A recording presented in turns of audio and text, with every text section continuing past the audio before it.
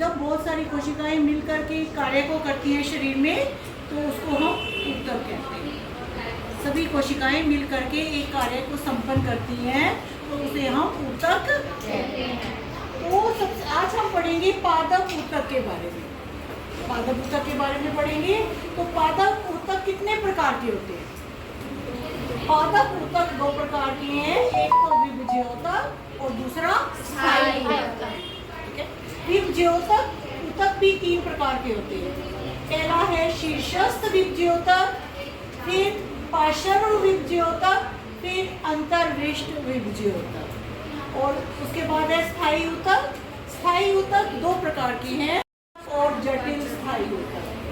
सरल स्थायी ऊतक में है पैरेन्काइमा, कोलेन्काइमा, स्क्लेरेन्काइमा, और जटिल स्थायी ऊतक में है जाइलम और फ्लोएम। अब विभज्योतक क्या होते हैं? विभज्योतक होते हैं वृद्धि करने वाले ऊतक। ठीक है, विभज्योतक क्या है? वृद्धि करने वाले ऊतक। जैसे जड़ों में वृद्धि होती है नीचे तक, तने में वृद्धि होती है, पत्तों में वृद्धि होती है, तो ये सारी जो है यहाँ पे कौन से होते हैं? विभज्योतक होते हैं। ठीक है, कुछ समय के बाद विभज्योतक जो है वो स्थायी ऊतक बन जाते हैं। विभज्योतक और ज्यादा विभाजित नहीं होते और वो स्थायी ऊतक बन जाते हैं। ठीक है, उसके बाद हम करेंगे विभज्योतक के बारे में। विभज्योतक ज्यादातर वृद्धि वाले भागों पे होते हैं। जैसे बीज डालते हैं हम और उसकी वृद्धि शुरू हो जाती है और तना बढ़ता चला जाता है, तो वहाँ पे क्या होगा? विभज्योतक होएगा। फिर नीचे जड़ें बढ़ती चली जाती हैं, वहाँ पे भी विभज्योतक होते हैं। ठीक है, तो विभज्योतक ऊतक के तीन भाग हैं। पहला है शीर्षस्थ विभज्योतक, जो कि शीर्ष पर पाया जाता है। ठीक है, उसके बाद है अंतर्विष्ट विभज्योतक, जो बीच में पाया जाता है, और उसके बाद है पार्श्व विभज्योतक, जो नीचे की ओर पाया जाता है। तो जड़ों के जड़ें बढ़ती हैं, तो जड़ें बढ़ रही हैं, तो उनके सबसे ऊपर जो फैल रही है, तो वहाँ पे शीर्षस्थ विभज्योतक, अंतर्विष्ट विभज्योतक होएगा, फिर पार्श्व विभज्योतक होएगा। ऐसे ही तने का जो बढ़ने वाला ऊपर वाला सिरा होएगा वो शीर्षस्थ विभज्योतक, बीच वाला अंतर्विष्ट और नीचे वाला पार्श्व विभज्योतक। इसके बाद हम पढ़ेंगे स्थायी ऊतक के बारे में। स्थायी ऊतक, स्थायी ऊतक में सबसे पहला कोलेन्काइमा, स्क्लेरेन्काइमा है ना, और पैरेन्काइमा। स्थायी ऊतक तीन है। स्थायी ऊतक तीन है, पैरेन्काइमा, कोलेन्काइमा और स्क्लेरेन्काइमा। तो पैरेन्काइमा सबसे ज्यादा मात्रा में होता है, और वो कहाँ पाया जाता है? जड़ में, फूल, फल, बीज सब में पाया जाता है। और इसका कार्य होता है सहारा प्रदान करना, भोजन का भंडारण करना, पोषक तत्वों का भंडारण करना, ये सब काम पैरेन्काइमा के होते हैं। पैरेन्काइमा में क्लोरोफिल पाया जाता है। क्लोरोफिल पाया जाता है, इसीलिए इसका नाम क्लोरेन्काइमा भी होता है। क्लोरोफिल पाया जाना, क्लोरेन्काइमा।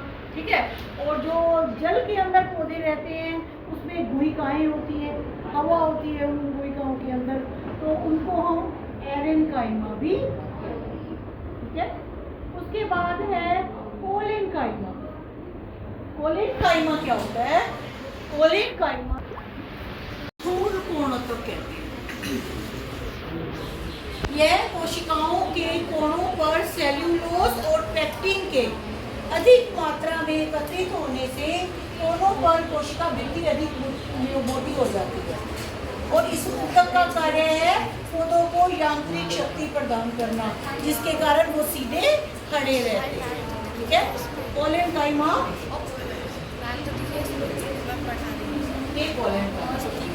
कोलेन्काइमा ये पैरेन्काइमा से बनता है। पैरेन्काइमा जब बड़ा हो जाता है तो वो कोलेन्काइमा बन जाता है। ये पैरेन्काइमा का परिवर्तित रूप है। इसकी कोशिकाओं के कोणों पर सेल्यूलोज, जिसके कारण कोशिका भित्ति मोटी हो जाती है। कोशिका भित्ति क्या होती है? पौधों की सबसे बाहरी परत को कोशिका भित्ति कहते हैं। जंतु कोशिका में कोशिका वृद्धि नहीं होती, इसमें पादप कोशिका में कोशिका वृद्धि होती है। ठीक है, इस प्रकार इसका चित्र भी बना लो। यह ऊतक पौधों की बाह्य त्वचा के नीचे पत्तियों के पर्णवृत्त में मिलता है। नेक्स्ट हम करेंगे स्क्लेरेन्काइमा। तो स्क्लेरेन्काइमा क्या होता है? स्क्लेरेन्काइमा का कुछ मिला है? तो स्क्लेरेन्काइमा मैं तुम्हें ऐसे ही समझा देती हूँ। स्क्लेरेन्काइमा जो होता है, जैसे नारियल का रेशा है, नारियल के रेशे में, नारियल के ऊपर में वो बाल दिखाई देती है ब्राउन ब्राउन, तो वो स्क्लेरेन्काइमा से बना हुआ है। और वो कोशिकाएं क्या होती है? मृत कोशिकाएं स्क्लेरेन्काइमा में। और मोटी भी होती है स्क्लेरेन्काइमा में, मोटी कोशिकाएं भी होती हैं, मृत कोशिकाएं भी होती हैं, और लंबी और पतली कोशिकाएं होती हैं। ये हमने पहले क्या पढ़ा? पादप ऊतक दो प्रकार के हैं। पहला है बीजीय ऊतक और दूसरा है स्थायी ऊतक। उसके बाद स्थायी ऊतक 3 प्रकार के हैं। पैरेन्काइमा, सरल स्थायी ऊतक 3 प्रकार के हैं। पैरेन्काइमा और उसके बाद जो है जटिल स्थायी ऊतक। जटिल स्थायी ऊतक जो है ये जाइलम और फ्लोएम, ये जटिल स्थायी ऊतक है। दोनों जटिल स्थायी ऊतक, ठीक है। फ्लोएम, जाइलम जो होता है वाटर का, पानी को पूरे पौधे तक पहुंचाता है, ठीक है। और फ्लोएम खाने को पूरे पौधे तक पहुंचाता है। ये बताओ कि जाइलम का क्या कार्य है? एक बच्चा कोई उठेगा। जाइलम ऊतक का क्या? ऊतक है जो यहाँ आएगा ना, जो पूरे पादप में पानी का परिवहन करता है। और फ्लोएम जो पूरे परिवहन करता है।